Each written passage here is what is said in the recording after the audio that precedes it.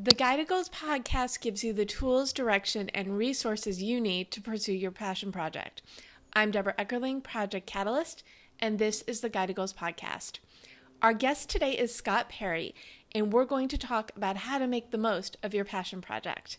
Scott founded LA Tech Digest to chronicle LA's long overlooked growing tech scene, and in order to better connect to the area's top doers in local government, VC, and the startup space. Thanks for joining us today, Scott. Welcome. Well, thanks for having me. Do you want to share a little bit more about yourself and what motivated you to start LA Tech Digest? Sure. I guess the biggest thing that made me want to start LA Tech Digest was just seeing a big gap in the coverage of what was going on. I've been involved in LA's tech space for the better part of the past decade on a peripheral manner.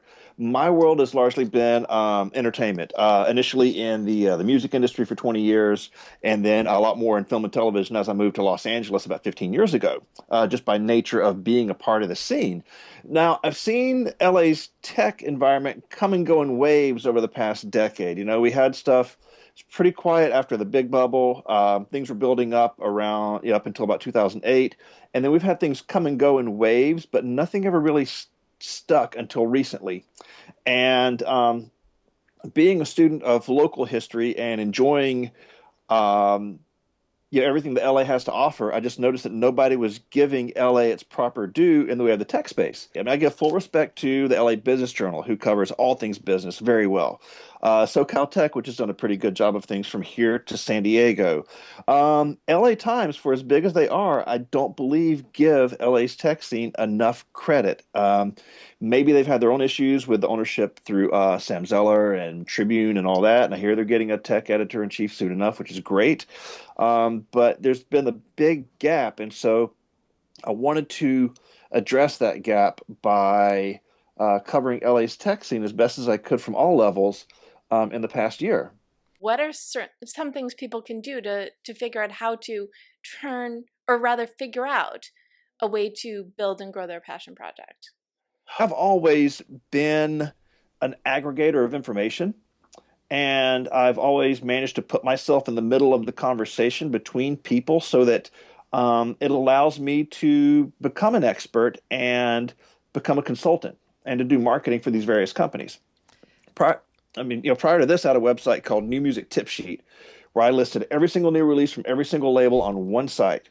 And because of that, the entire music industry came to me on a regular basis to see what's going on. Radio, retail, press, booking agents, concert promoters, music providers, ad agencies, anybody with a vested interest in the music industry came to the digest on a regular basis to see what was coming out. And everybody in the business knows me for that. And from that, I was able to leverage consulting contracts and marketing deals with all the labels. And with the film and TV marketing, it's always been just finding a way to connect the dots between two separate entities in order to facilitate commerce, and in doing so, making money.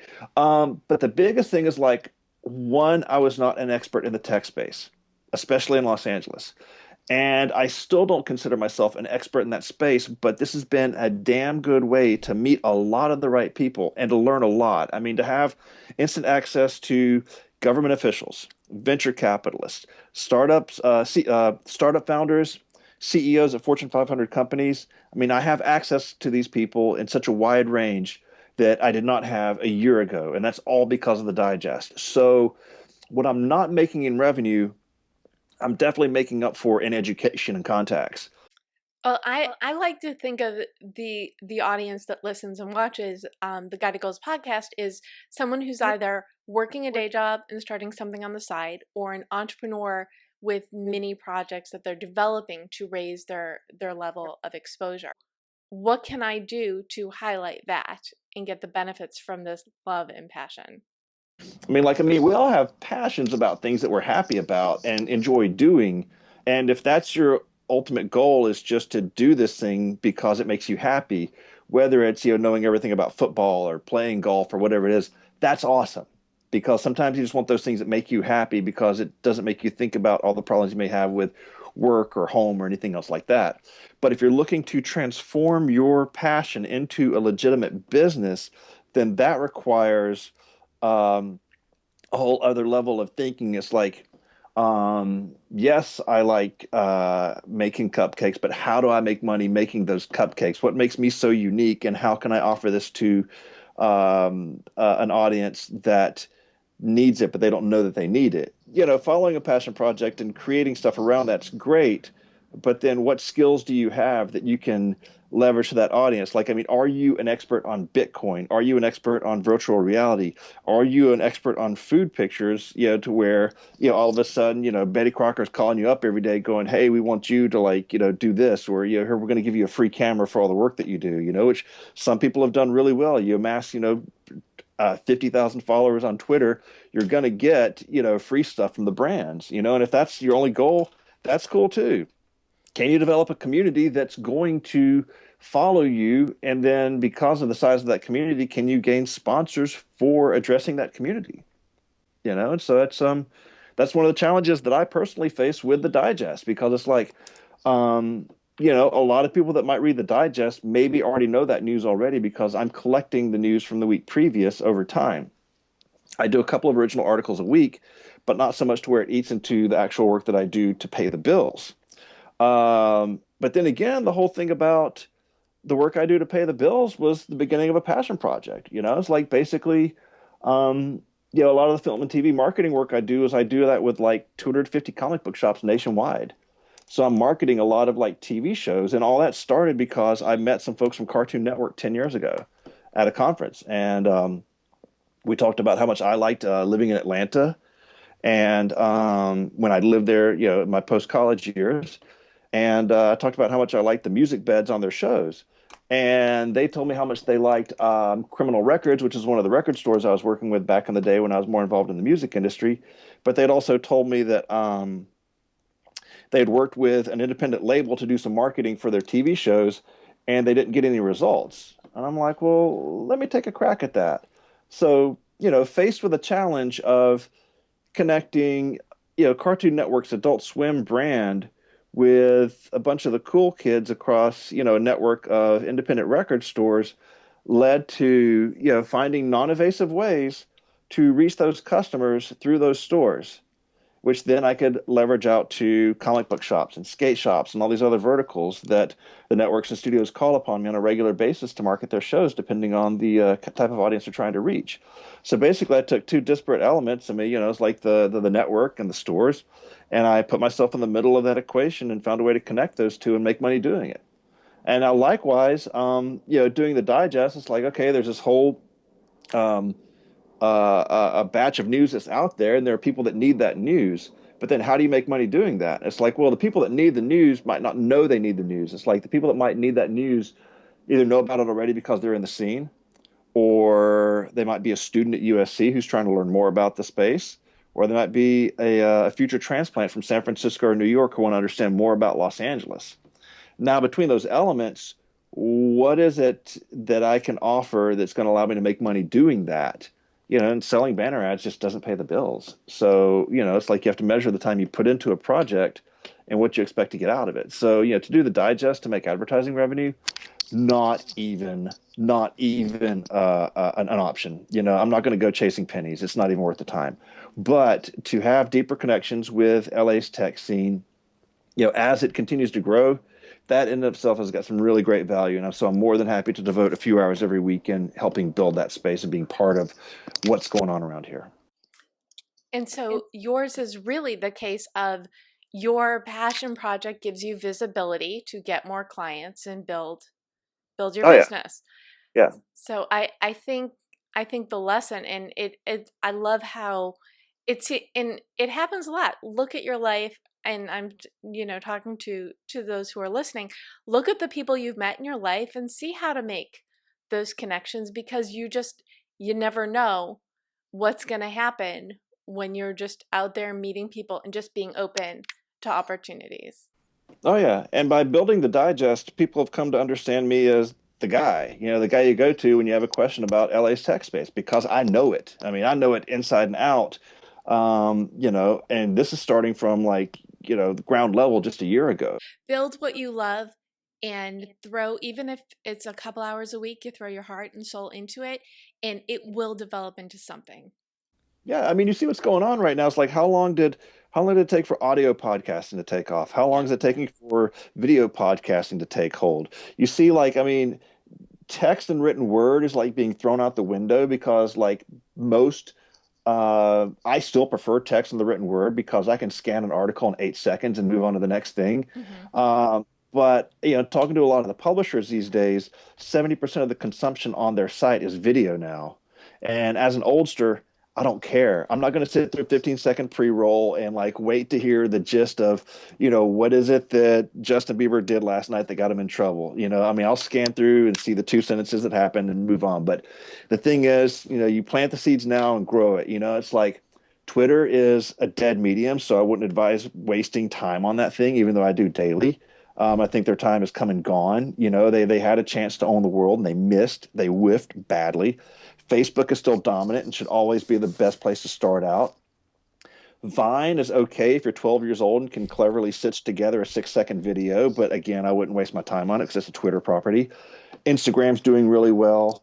Snapchat is going to grow exponentially in the next year as they start targeting more adults and as adults kind of understand their cadence because it's not the most obvious thing. I mean, Snapchat is now where Tumblr was years ago, where, you sign up, you're on, and that's it. You're on board. You don't get a how to, you don't get anything. You're just there. And so it's up to you to figure it out. So, it's going to be up to Snapchat to figure out if they're going to be the next Tumblr or the next Facebook. And I think they have a better chance of being the next Facebook because, Evan Spiegel's very driven and they're going to build an ad product that's going to work for marketing and marketers and advertisers. Um, Whenever a new platform comes out, always claim your name on the first day, even if you don't use it. I mean, I made sure to register for Ello on day one, and it's a ghost town. I registered for Me Peach, too. and I don't get it and don't care for it. I mean, it's like, but you have to you have to plant your ground, and if you take the vision to see where it's going to go, I mean, sometimes you're wrong. I mean, Guy Kawasaki was preaching for years about how to be an expert on Google Plus, and it's like even Google's abandoned it, so it's not even worth the trouble. I mean, it's like, and Pinterest doesn't appeal to me, um, but I see why it's so big. If my passions were interior design and decorating and weddings and cakes and kids and all that, I mean, that's the best place you could imagine to establish yourself as an expert and then leverage that expertise into another business. You see Nasty Gal. I mean, Sophia Amoroso started that on eBay as a means for her offloading her flea market goods. Hmm. And then she was developing enough business to where she could make her own products and then sell those through Nasty Gal's eBay shop. And then she was able to move over to a Nasty Gal proper website. And then from the website, she developed a full-fledged business to where, they're making clothes en masse and now they have, brick and mortar retail stores. I mean, it's all a long-term process, but you have to was it the best time to start a business was a year ago, but if Right. not, then the second best is today. So it's like you have to put that down now. I mean, the fact that the digest isn't making money does not deter me from putting time into the space because I see the opportunity. I see that LA is continuing to grow despite macroeconomic issues.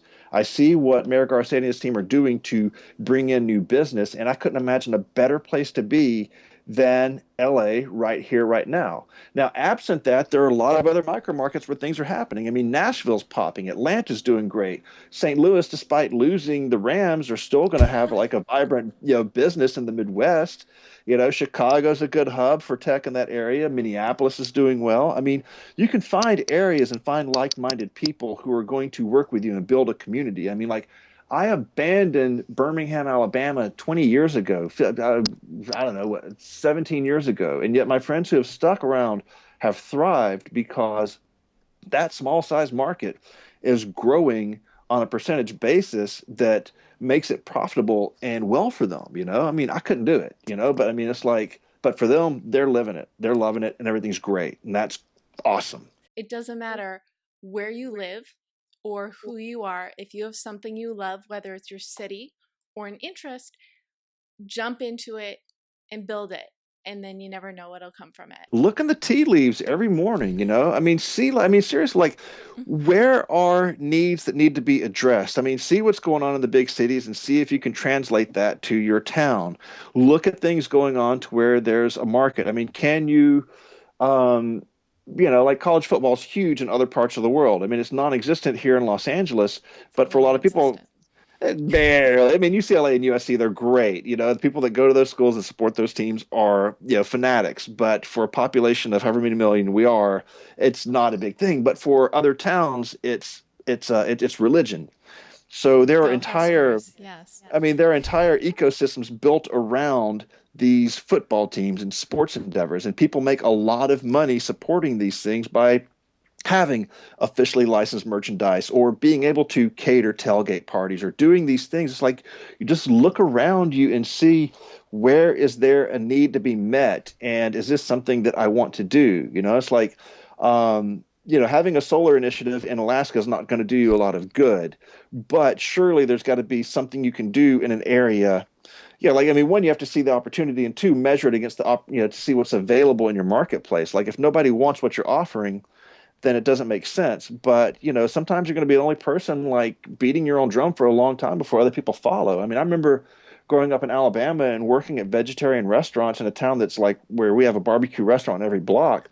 And yet that vegetarian restaurant was able to make money for years just off of a small core base.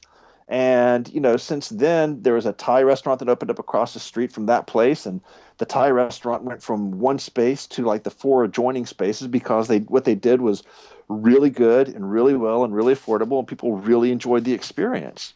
Tell me, what do you do for work-life balance? Because it sounds like your passion project, the digest, is really kind of your balance. I carve out time for myself in the mornings to where it's like I'll meditate, read the headlines, do some exercise. But the good thing is the work I do actually ties into the things I enjoy. So when I was doing the music industry stuff for a good 20 years, I was going to shows all the time. When being part of LA's tech scene, I go to events 2 or 3 times a week. I try not to go to everything all the time because that just gets to be overkill. But if it's an event where I know there's going to be people whose company I enjoy or people I'm going to learn from, then that's really time well spent. Because it's like the pistons are firing inside my brain, getting me excited about what's going on next, and that's cool. I'm always learning, which is important. I mean, that's the biggest thing. It's just learning as much as you can. That's a great transition into the personal goal. So, those who are listening, and by the way, you can go to guidedgoals.com and you can either, depending on which way you like your content, you can watch the video or read the notes or listen or all the above. But the personal goal of the week then is to learn a little bit more about the topic that you Oh are my so gosh. interested in. So, either go to an event, read a book, find a blog that also covers what you love and dive in. And then the professional goal, I'd say, is to see what people in other towns, like the big ones, because I love how you mentioned that before, see what people in big towns are doing related to your area of expertise and see what. So I guess they're both learning goals. In what way you can use that information to build your passion project. Yeah, dive in, research everything you possibly can, but also get involved with your community so it's not just a passive learning thing, but you're actually able to do something with it, either for or not for money, but just being part of it. Yeah. Okay, so we're going to add a bonus goal of do something this week to be involved in your community, no matter what it is of your interest. That's great. Thank you so much, Scott Perry from LA Tech Digest, for joining us today on the Guided Goals podcast. And Awesome. everyone listening, there's a lot of good information in today's show. You've got a lot of things you could do to research, learn more about, and benefit from your passion project. So go out there and go for it.